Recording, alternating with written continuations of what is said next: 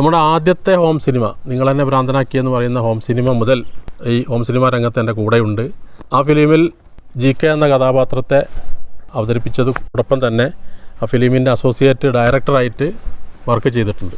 കെട്ടിടാവശിഷ്ടങ്ങൾക്കിടയിൽ കുടുങ്ങിപ്പോയ ജീവനുള്ളവരും മരിച്ചവരുമായ പതിനായിരങ്ങൾ ഈ കൈകൾ കൊണ്ട് 100ഓളം പേരെ ഞാൻ ഒറ്റയ്ക്ക് രക്ഷപ്പെടുത്തി. മാതാപിതാക്കൾ നഷ്ടപ്പെട്ട പിഞ്ചുമക്കൾ, ഭർത്താക്കന്മാർ നഷ്ടപ്പെട്ട വിധവകൾ, മക്കൾ നഷ്ടപ്പെട്ട വൃദ്ധകൾ.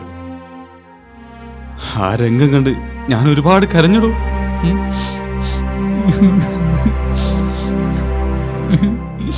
വീടും കുടിയും നഷ്ടപ്പെട്ട പതിനായിരങ്ങളെ അവിടുത്തെ സർക്കാർ പുനരധിവസിപ്പിച്ചു.